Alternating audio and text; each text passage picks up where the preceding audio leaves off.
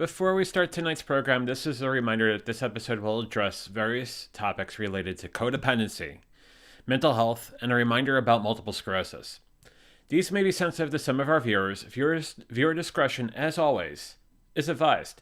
We remind you to please consult your doctor, your mental health professional, your outreach group, your sponsor, or specialist before adopting any change to your dietary, physical, and/or mental health regime. If you are looking for options to reach with respect to mental health, contact SAMHSA, the Substance Abuse and Mental Health Services Administration, at 1-800-662-4357. That's 1-800-662-HELP. The service is open 24 hours a day, 7 days a week, 365 days a year, and it's a confidential free information service for individuals and family members facing such stressors. Importantly, if you're feeling suicidal crisis or emotional distress, and need to be put in touch with a crisis center, call the Suicide Prevention Lifeline at 1-800-273-TALK. That's 1-800-273-8255. Or go to suicidepreventionlifeline.org. You can also text the word HOME to 741-741. Those resources are also available 24/7, 365. And then this wouldn't be a disclaimer unless I talk about something that's affected me over the past year, but then, quite frankly, the last 11 years. And I have multiple sclerosis and demyelination. The National MS Society is a collective of passionate individuals who want to do something about MS now, to move together towards a world free of multiple sclerosis. Multiple sclerosis is comprised of unpredictable and often disabling flare-ups of the central nervous system. Such flare-ups disrupt the flow of information within the brain and between the brain and the body. The National MS Society is the largest private funder of MS researchers in the world, investing more than $1 billion to date. MS stops people from moving, but the National MS Society exists to make sure that MS doesn't. To contact the National MS Society, please call 1-800-344-4867. Again, 1-800-344-4867. Or go to their website at nationalmssociety.org. Thank you to all of you who have donated money to this amazing organization, or even have gone to the National MS Society to learn more about multiple sclerosis and demyelination. It touches me and over the 1 million people in this country who have multiple sclerosis in so many ways, and we appreciate all of you. And on that, let's begin. Tonight, we're going to discuss codependency. The last time we talked about codependency was season 1. We had a lot of interesting questions about codependency in the last few months, so we're going to re-examine it tonight. We're going to talk about the definition of codependency. We're going to talk about places you can go to with respect to battling codependency, and then also figuring out the signs that you may be dealing with a codependent relationship or dealing with codependency yourself. We're going to discuss all of that because this is the venture forward.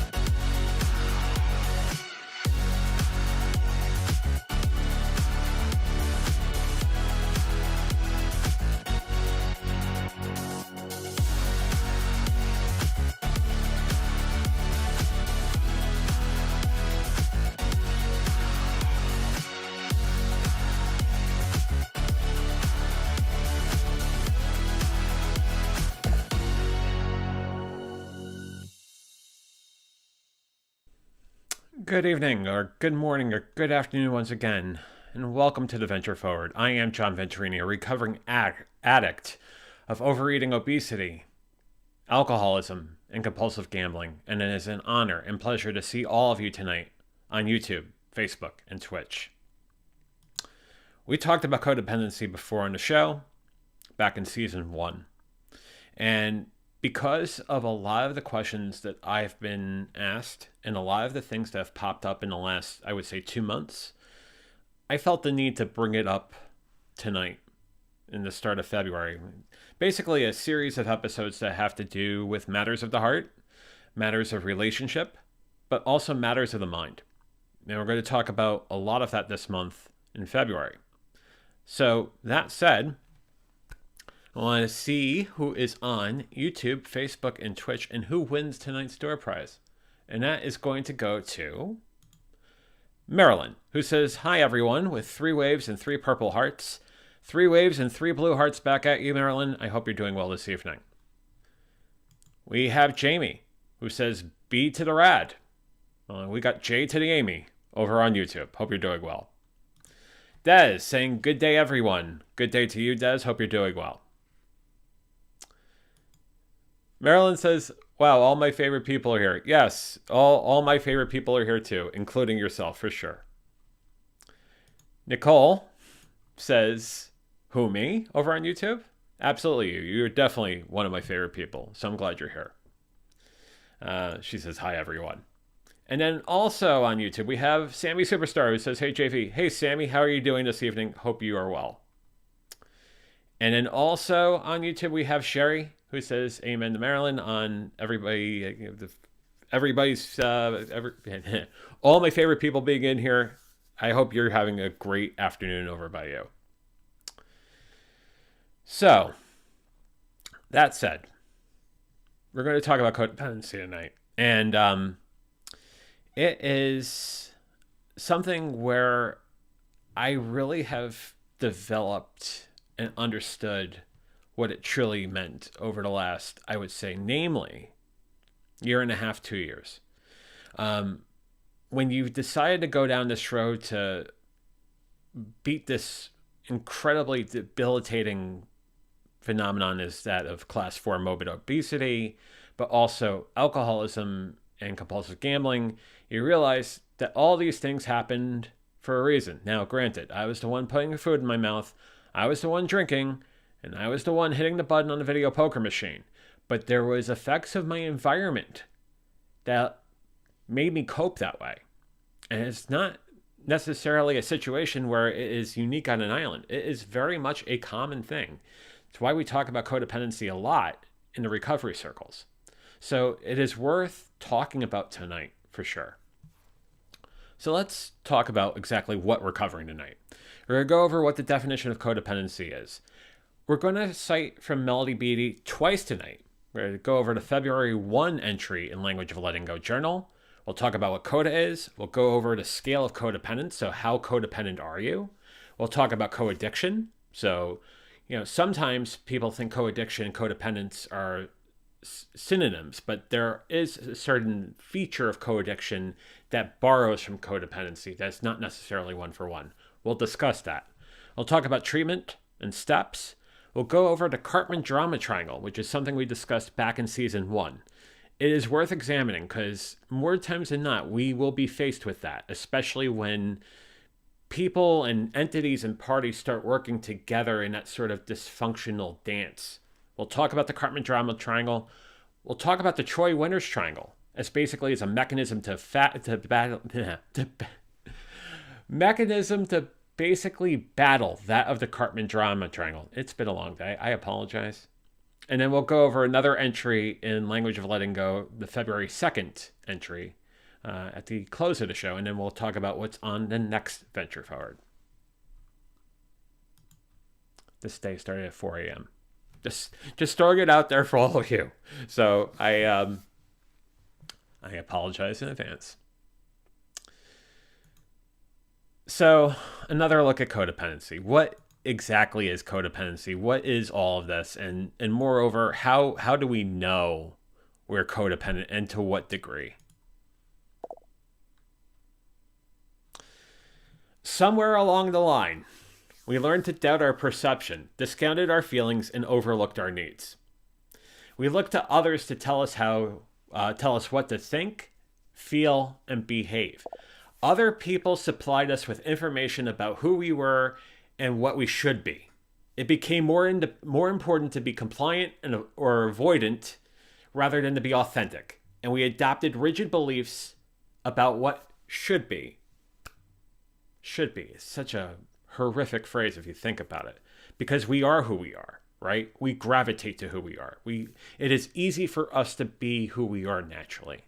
When we start being told what we should be, there's a little bit of a red flag that basically illuminates above us. And we start wondering why. We believe that if we could just get it right, things would be okay. When we got it wrong, our sense of security and self-worth evaporated. And a lot of that comes from Melody Beattie's language of letting go, which is something I'm starting to cite a lot within my recovery groups. And we will go over a couple of passages tonight, namely the passage from today's language of letting go, but also the passage for tomorrow's. Couple of quick comments before we start getting into this a bit more. We have awesome fun things over on YouTube with a thumbs up. Thumbs up to you. And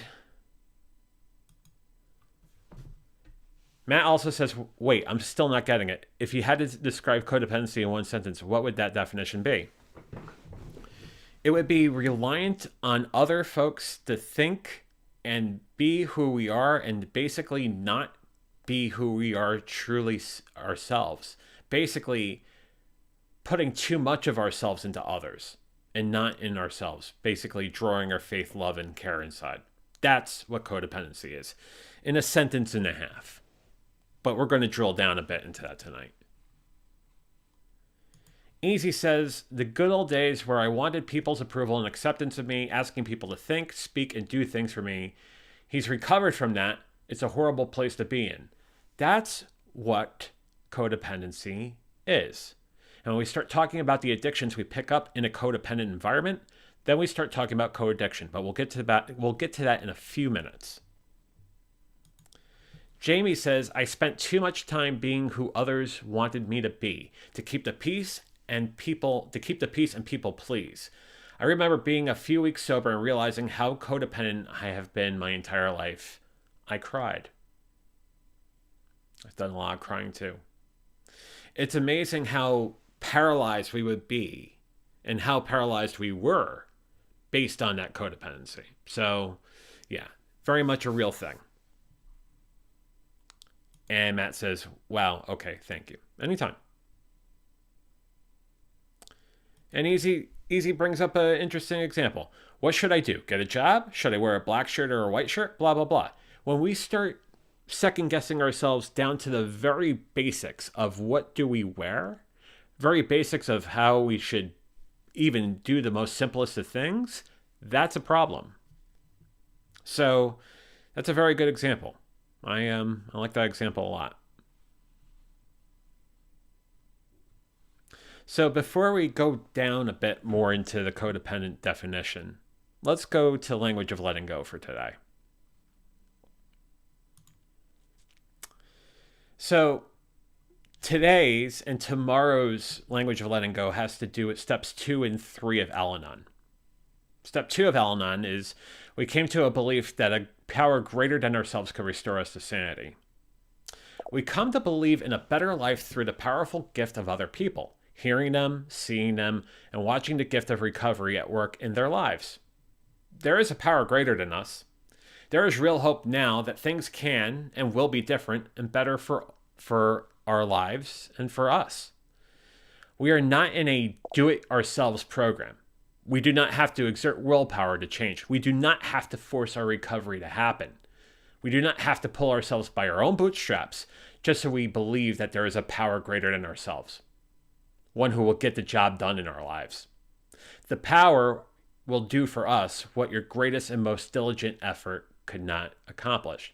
Our higher power will restore us to a sane and beneficial life. All we do is believe. Look, Watch. See the people around you. See the healing they have found. Then discover your own faith, your own belief, your own healing. Very important before we continue. When we say higher power, when we say God, it does not necessarily mean Jesus or any of the sort. It could mean, and as I take it, greatest orderly direction. That's what I take God to be when we talk these sort of things. It's that sort of sense of universal centrifugation that comes inside, that sort of thing that gravitates us, that makes us be the best human beings we can be. Just wanted to throw that caveat out for a second. Today, regardless of my circumstances, I will believe to the best of my ability that a power greater than myself can and will restore me to a peaceful, sane way of living. Then I will relax and let them do that.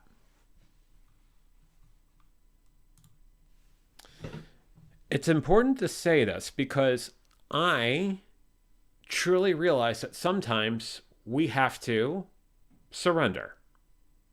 We realize that we run ourselves into the same endless recursive loop without any sort of resolution. When we surrender, we allow ourselves a chance to find that peace. It requires a higher power, though, that faith.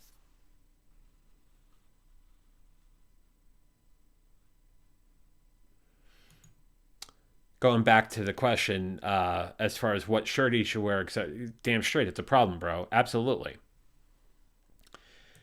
Jamie says, Matt, I have a handout that has what codependency looks like in one column, and the same action looks for codependency recovery. That would be great if you could share that with this group.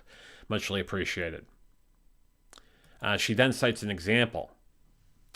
The codependents often compromise their own values and integrity to avoid rejection or anger. Then the example of in recovery, I am rooted in my own values, even if others don't agree or become angry. Thank you, Jamie. And she says, I'll send it to you. If you can, that'd be awesome. Thank you. Appreciate it. Easy then does a bit of a drill down on this. Easy says step two is only an idea. Third is a decision, and the fourth is the action of it. And it doesn't have to be Jesus. Find your own concept of higher power, meaning the forming or devising of a plan or idea. And then continues to say, and act on it by launching into the fourth step. The fourth step is a very difficult one to talk about. At some point, we're going to go into that a bit on this show.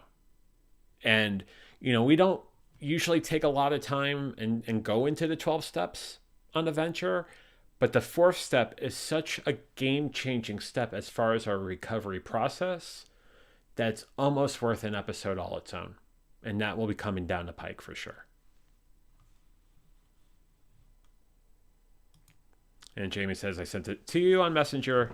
I appreciate that. Thank you very much.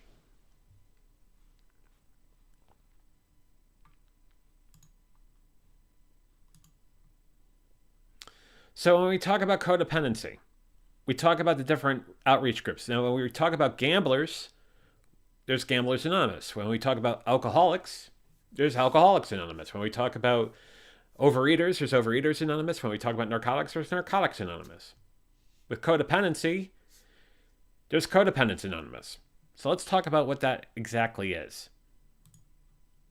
CoDA itself avoids rigidly defining codependence, and the understanding of codependence with CoDA continues to adapt over time. In 1991, Charles Whitfield published a 38-item Likert scale checklist based on the 1989 version of the pamphlet, What is Codependency? It's basically the CoDA anonymous checklist. Here is some examples of those patterns. I have difficulty in identifying what I'm feeling. I judge what I think, say, or do harshly as it's never good enough. I put aside my own interests in order to do what others want. I freely offer advice and direction to others without being asked. I use indirect or evasive communication to avoid conflict or confrontation. Those are just some of those. Those 5 are pretty key. Going back to Maine for 1 second. Okay, good. Easy says, hey Brad, how are you, by the way? Easy says, fourth step only has resentment, fear, and conduct. Selfishness, self-seeking, etc. is the undercurrent under the three main topics: resentment, fear, and conduct. So yeah, spot on.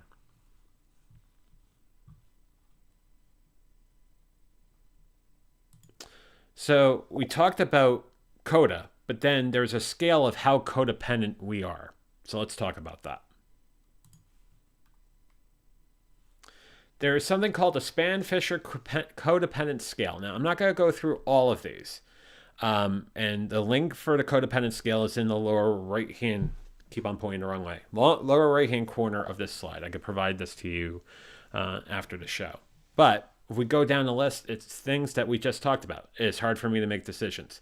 It is hard for me to accept compliments graciously. When I do something nice for myself, I usually feel guilty. I tell myself that things will get better when the people in my life change what they are doing.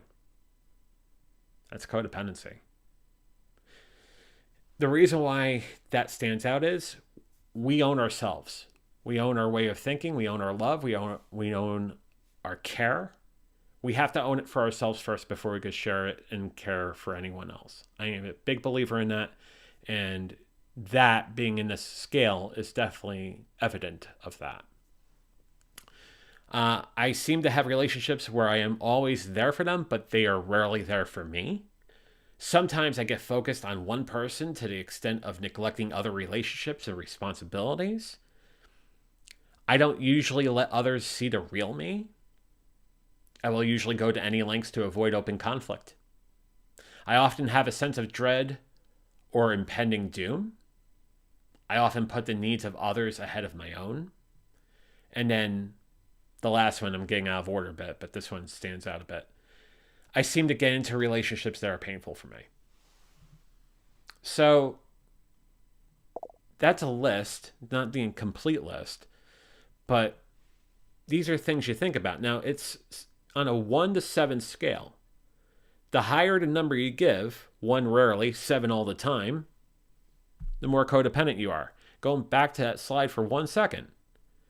Scores around 16 are low codependence. The higher the score, the greater the codependence.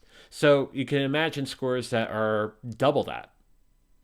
And you could say, wow, this is a problem. This is a problem. I'm really codependent, and there are things I need to work through the system. We'll talk about how to treat this in a few minutes. We talk about codependence, but then what's co-addiction?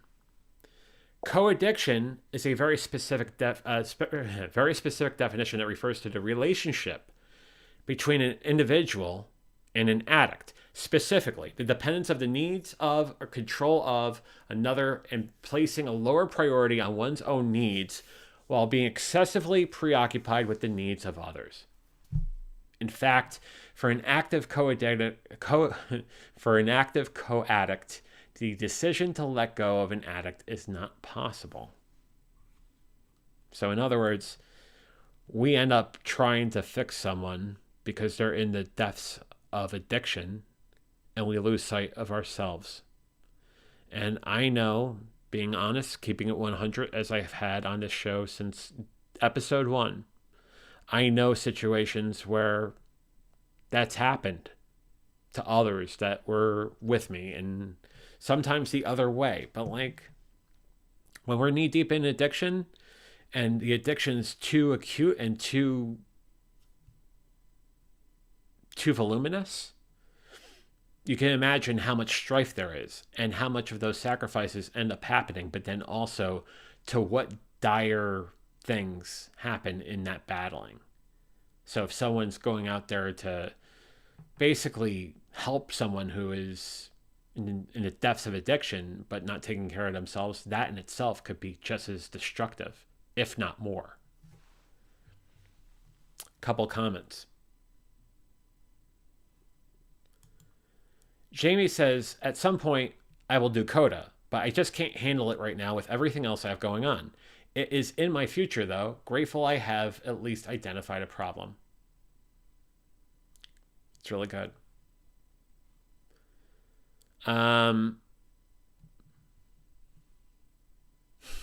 I'll bring it up. Why not? Easy says, some people don't like me, Brad. Lots over the years do not like what I have to say. And then Brad says, no one likes what I have to say. Ha, I'd love to have you there now. At least someone else to be not liked. You have to realize that where you come from, Brad, and where you, Easy, comes from, you come from a state of one, having dealt with the program, having a sense of that aha moment and how you've changed your life and you want to help others. And you know what? There's that honesty. Now, we talked about being careful about how we delay that message, or not delay, but how we deliver that message. And we should be careful on how we deliver that message. But if you're doing the best you can as far as conveying your own truth and how that can help someone, don't be sorry about that. Don't be sorry about that at all.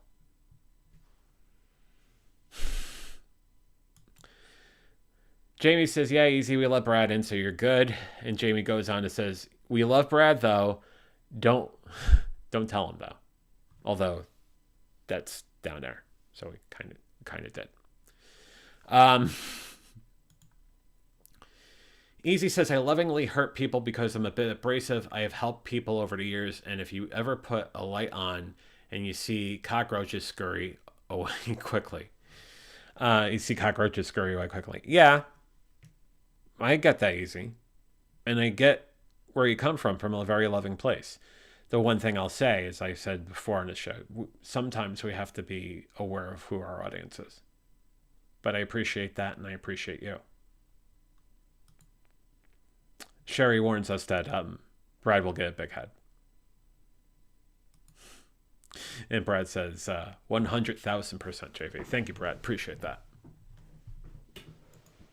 Easy says, JV, I delivered the message with love, but still upset that the jack in the box when I wind it up, not on purpose. Yeah. You know, wordsmithing ourselves and being very careful of the room and really reading it is the most difficult thing we can do. But more times than not, it is very necessary. So, Easy, you're a great guy, and I appreciate you, and I appreciate you being here, and you know I say that with the utmost in love. I try to do the best I can in trying to read a room. I don't do the best job sometimes.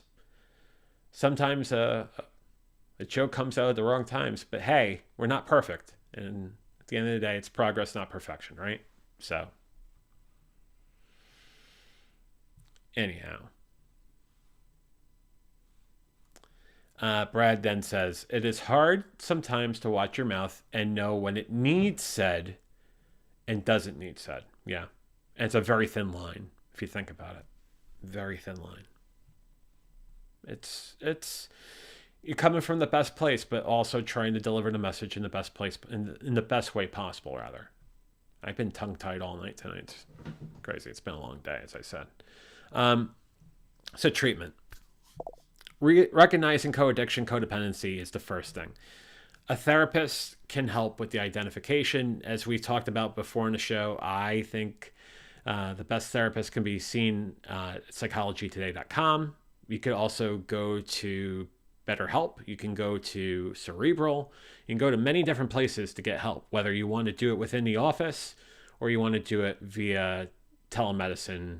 There are many different places you can go for that help. Next point would be a key is to be able to support other people without enabling bad behavior. Therapy and support groups are important. Psychotherapy in the form of individual or group settings can help. And then we mentioned CoDA again. The 12-step CoDA program is very useful. Program adheres to abstinence principles similar to that of substance abuse and alcohol use. So same sort of principles as in AA, NA, OA, GA, pick a letter A. Yes. It becomes very much a thing that we take into consideration.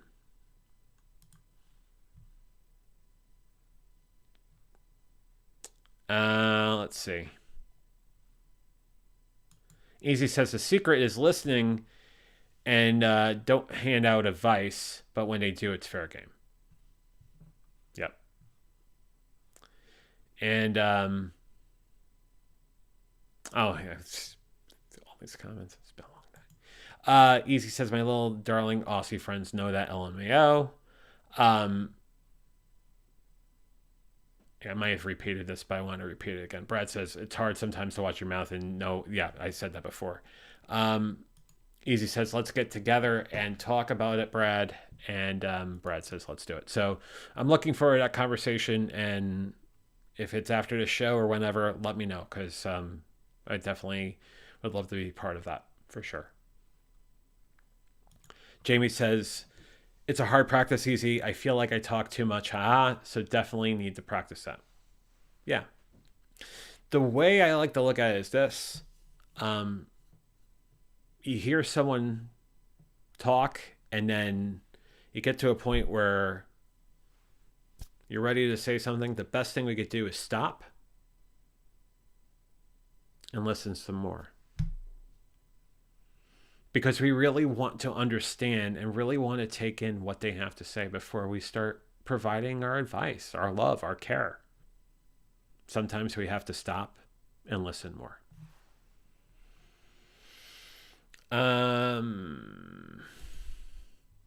Denisha. Hi, how are you? The patterns and characteristics of CoDA have helped me tremendously, especially when I'm new in recovery. The 12 steps in CoDA are a lot different than AA, the AA 12 steps for you. Yep, very much so. Good to see you. Glad you're here tonight. Let's see. And then plans for a meeting there. Des says, hey, Des, how are you? How you doing? As long as we are not arrogant when we help people and treat them with respect and have an open mind, that is all we need to do. Amen to that, Des. Amen to that for sure. Okay. So then within CoDA, there are steps, as we know from AA, NA, OA, GA. But let's go over that real quick. We admitted we were powerless over our addiction, that our lives had become unmanageable. 2, came to the belief that a power greater than ourselves could restore us to sanity. 3, decided to turn our will and our lives over to the care of the universe as we understood it. 4, made a searching and fearless moral inventory of ourselves. 5, admitted to the universe, to ourselves, and to another human being the exact nature of our wrongs. 6, we're entirely ready to have the universe remove all these defects of character. 7, humbly asked the universe to remove our shortcomings. 8, made a list of all persons we had harmed and became willing to make amends to them all. That's a tough one too. 8 is a very tough one. 9, made direct amends to such people wherever possible, except when doing so would injure them or others. 10, continued to take personal inventory, and when we were wrong, promptly admitted it. 11, sought through prayer and meditation to improve our conscious contact with the universe as we understood it, praying only for knowledge of their will for us and the power to carry that out. And 12, having had a spiritual awakening as a result of these steps, we tried to carry this message to other addicts and to practice these principles in all of our affairs. Very much the 12 steps.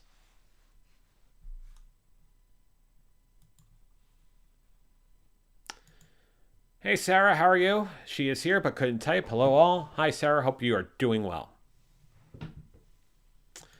Easy says, love it when they change the steps to universe. When Abby Thatcher told Bill to find his own conception of God, meaning the forming or devising of a plan or idea, doesn't have to be a church God. I believe in the universe. So the universe definitely resonates with me. And when I think of God, I think of greatest orderly direction. In fact, on the last slide, we talk about God as the greatest orderly direction. And Easy says, like I said, step 2 is only an idea. Are you willing or do you believe? Absolutely. So we talked about the steps, but then we're going to talk about things we've talked about before on the show, but I want to drill back down on it to talk about how this relates to codependency and co-addiction, and that of the Cartman drama triangle and the Troy Winter triangle. So the Cartman drama triangle, released in the 60s, talk about that sort of dance that 3 entities, 3 parties make in that sort of victimization and whatnot. The Troy Triangle talks about how we can rise above that. So let's see. Oh, before I do that, I knew there was one more slide. I knew there was one more slide left. Let me go back over here. Although codependency is not a diagnosis, it can interfere with a person's well-being. People with codependency are more likely to have low self-esteem and strong feelings of shame. Research has found relationships between codependency and the following conditions of that: depression, anxiety, borderline personality, dependent personality, and eating and food issues. When you're talking to someone who has had a food problem all of his life, but also have had the peripheral addiction of alcoholism, along with the obesity, overeating, but then also a peripheral addiction, compulsion of gambling, that is very much the case. So when we think about that list, we basically develop personalities that are borderline independent, and we have all these issues with things for devices that we need in life and not food, right? We talked about the food issue earlier in the month, or earlier in January, in the sense that we need to eat to survive. But when we eat too much, it ends up becoming a major problem. So coming up with that sort of dance is very important. Trying to figure out how we can eat food wisely, mindful eating versus mindless eating, as we talked about in the last couple of episodes. But then also, how do we gravitate to a better sense of ourselves? So then we can do a lot of great things for anyone and everyone, right? Because we have that love and care for ourselves first and foremost. Let's see. Easy says, 2 types of victimization: self-pity, poor old me, and being traumatized. Not a joking matter. There's no joke about that at all. Easy says he was traumatized in a huge way, but came out of it. Took a long time, I'm sure. As he says, I see one comment behind. Took a lot of work, but the trauma has quieted in me. Yep. And Easy says, see that I'm taking up the whole chat board. Easy, you're good, man. You're very good. All of you are great. I love all of you. You're fantastic. I believe the next slide talks about the Cartman drama triangle. Let's talk about that now. See? Now I pointed the correct way. The Cartman drama triangle is a social model of human interaction proposed by Stephen B. Cartman in 1968. 54 years ago. The triangle maps a type of destructive interaction that can occur among people in conflict. It is a tool used in psychotherapy, specifically transactional analysis. The triangle of actors in the drama are persecutors, victims, and rescuers. Cartman described how in some cases these roles were not undertaken in an honest manner to resolve the presenting problem, but rather were used fluidly and switched between the actors in a way that achieved unconscious goals and agendas. More times than not, there are times where the persecutor will end up being the victim, and sometimes the victim becomes the rescuer. It is not a fluid dance sometimes. The outcome in such cases was that the actors would be left feeling justified and entrenched, but there would be often little to no change to the presenting problem, and often more fundamental problems giving rise to the situation remained unaddressed. In other words, it's a game of odd man out. And it's the sort of thing where it keeps flipping and flipping and flipping, but there's always an odd man out. So it's really interesting to have words around it, but also definitions around the different players in that triangle. But let's go to what these 3 roles actually are.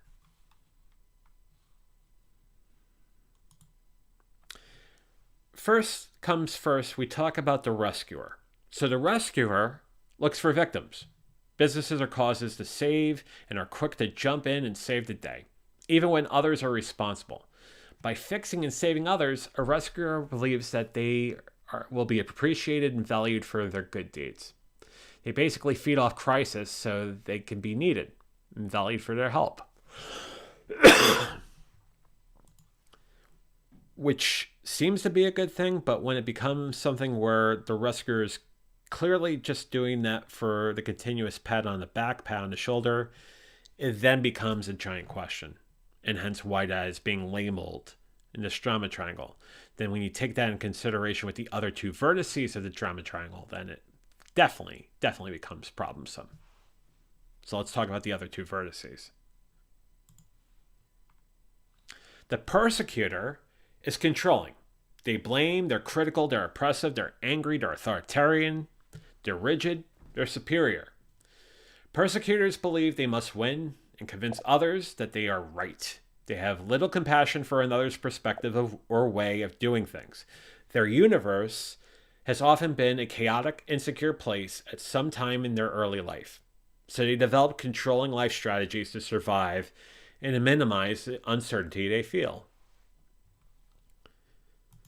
Classical examples of this is any sort of situation with siblings. Siblings is a classical one where you would have one sibling and the other two feeding off of each other over and over and over again in that sort of dance where one is being a victim, one's being a persecutor. Now, that said, there is one other piece to this.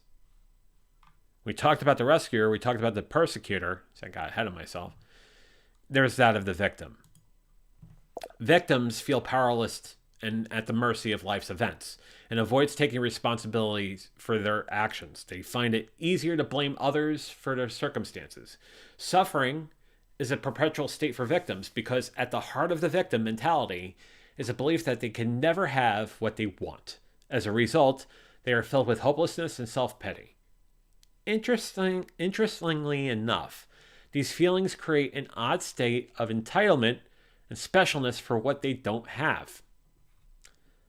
In other words, and I've heard this term used, it's a victim narcissist. So basically, it's a narcissist or a passive narcissist that is basically always wearing the victim hat. And in itself is very much narcissism, just from a passive, victimized side. Some comments. Let's see.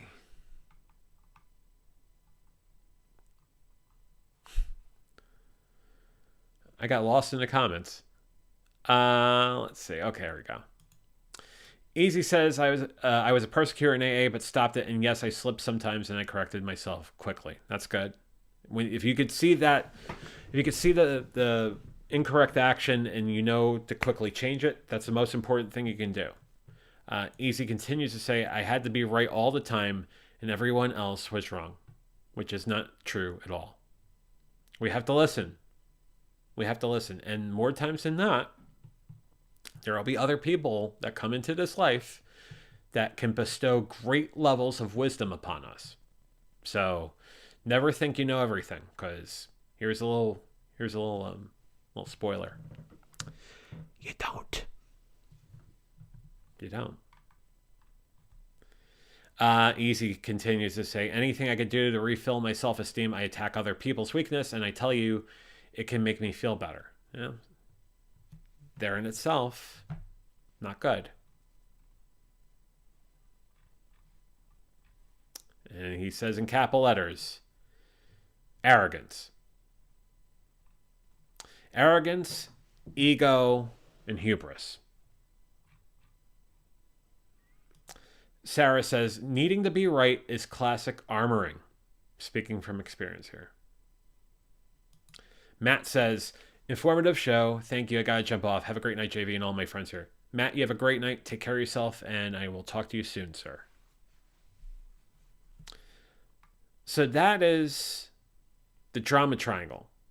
There was something that was proposed in 1990 by a therapist or a psychiatrist named A.C. Choi. It talks to the winner's triangle. So basically, there is a one-to-one relationship as far as what we can do to counteract it in a winner's triangle. So let's talk about that.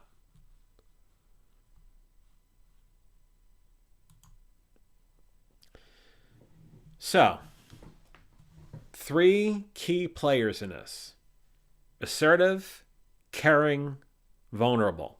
In other words, better to assert than to persecute. So instead of blaming and punishing, we give up the need to force or manipulate others to do what we want, and instead we assert ourselves. Vulnerability. So being vulnerable, but instead of being a victim, instead of believing we're hopeless and that we need to be rescued or feel we need to have others fix or save us, instead we make the effort to learn how not to. Listening, learning how not to, but really taking in the situation for what it is before thinking dire needs of everything. It's important. Rather to be vulnerable than a victim, without question. The last piece of that would be being caring instead of rescuing. So moving to a mindset of listening and coaching. We are all equals in allowing people to solve things for themselves. There was a class I took a long time ago called Situational Leadership. And when we are managers and directors of employees, we are told that if someone knows basically what to do in a certain task or a certain project, the last thing we need to do is micromanage them. Let them do their work. That's why they work here. That's why they're part of this team. When we start micromanaging them, we start questioning their ability, or we don't start questioning they believe that we're questioning their ability rather. And then moreover, they feel belittled. And when they feel belittled, more times than not, they won't want to do that work for much longer or have a problem with the team or problem with the projects, what have you. So if we go back to what it means in this winner's triangle,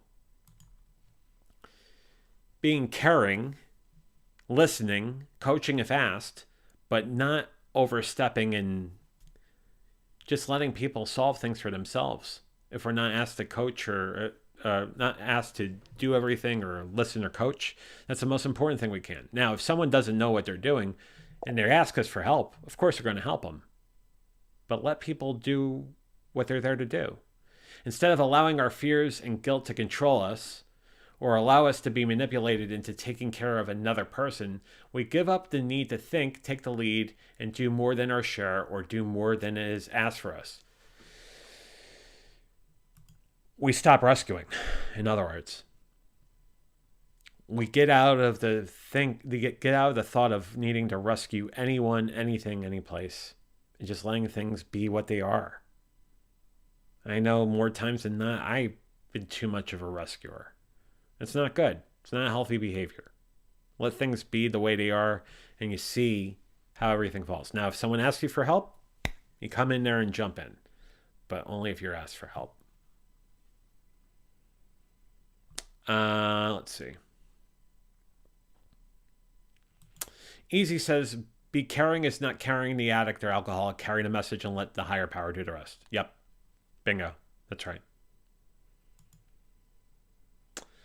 Jamie says, I catch myself micromanaging at work and have to pause and step back. It's minor, but it's still not okay.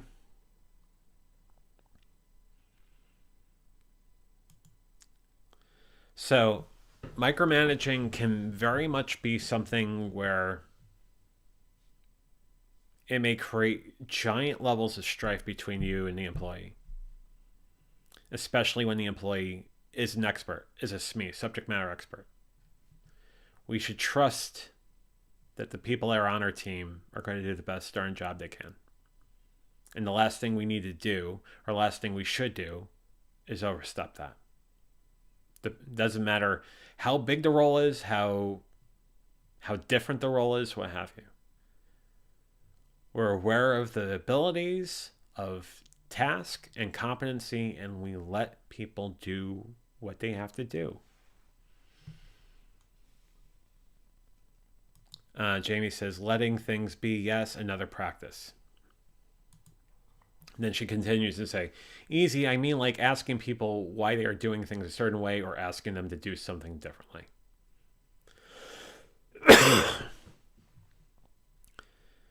Form and function becomes very much a question.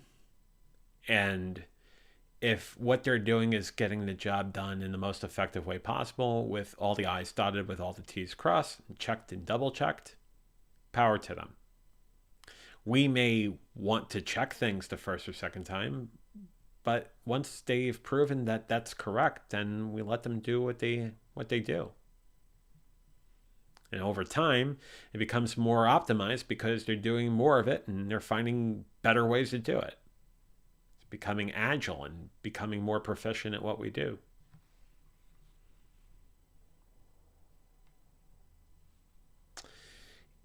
Easy says, not at my job when you're dealing with human beings with autism. Yeah. I can only imagine, Easy. Jamie says, but I also find it hard to handle when people micromanage me because I don't always know when to speak up. Sometimes it's necessary, but other times I feel it's not. I don't know. Easy says, when new people come on board, I show them and catch myself questioning why they are doing something that is not healthy for the client with autism. When it becomes a matter of safety, then speaking up is probably the best call. When it comes to the most superficial of things, most sort of aesthetic sort of things, that may be questionable. But when safety and security are at risk, of course you're going to say something. So, we covered the Cartman Triangle. We discussed the Troy Triangle.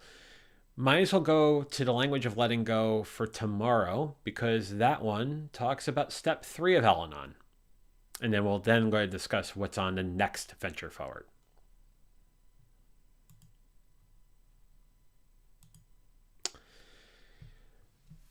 February 2nd, tomorrow's language of letting go, trusting our higher power.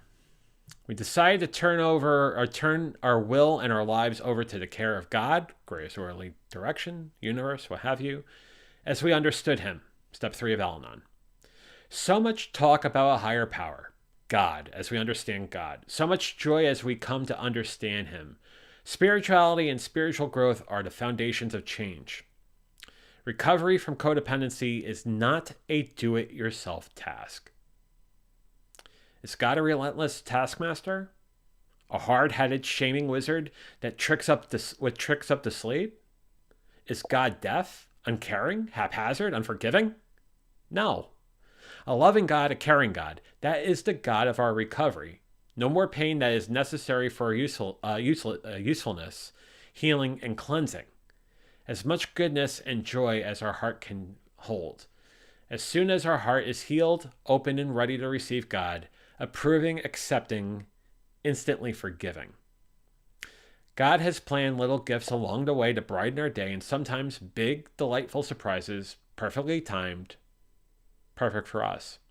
A master artist, God will weave together all our joy, sadness, and experience to create a portrait of our life with depth, beauty, sensitivity, color, humor, and feeling. God, as we understand him, a loving God, the God of our recovery. Today, I will open myself to the care of a loving God. Then I will let God show me love. Some final comments.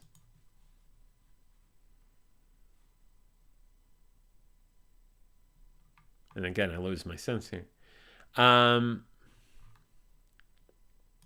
Easy says, I'm a disability support worker for people with difficult behaviors, autism.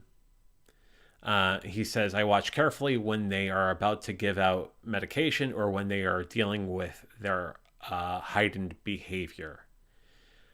Easy says he loves his job because he loves observing their behavior. Believe it or not, it helped him playing some parts in his recovery program. Jamie says, I believe it. I imagine it can be difficult, but yet rewarding.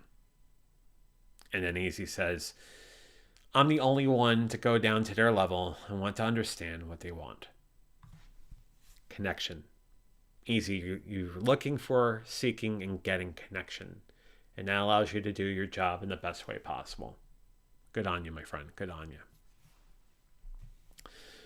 So what are we talking about Thursday night? Talking about love. Not just classical relationship love, not just the love you have for family, not just the love you have for friends, but love. What is love? And yeah, if I say what is love and you're thinking of a certain sketch from Saturday Night Live in the 90s, then don't worry, I'm thinking of it too. But Thursday night's episode is about love. The definitions of love, and then moreover, the love that we see at various times in our life. And then Friday night, we're going to do what we normally do every Friday night, have an episode of VF Talks with Matt Haas, Paul Burke, and all of you. So Thursday night's episode about what is love, 8 o'clock Eastern, 5 o'clock Pacific. VF Talks Friday night, 6:30 Eastern, 3:30 Pacific. Some final comments. Easy says, I'm the only one to go down. Oh, see, we said that already. Easy says, I do that to connect with alcoholics as well. Jamie says, we all just want to be understood. And then Jamie starts singing, what is love? Baby, don't hurt me. Baby, don't hurt me no more. Right, exactly. All that. So, that said, I'm going to say the same thing I say at the end of every Venture Forward in VF Talks, as I still have What is Love playing in the back of my head. Stay safe. Stay sane. Stay strong. Stay sober. You're worth it. We'll see you Thursday night at 8 o'clock Eastern, 5 o'clock Pacific for the next episode of the Venture Forward. Have a wonderful night. Fly be free.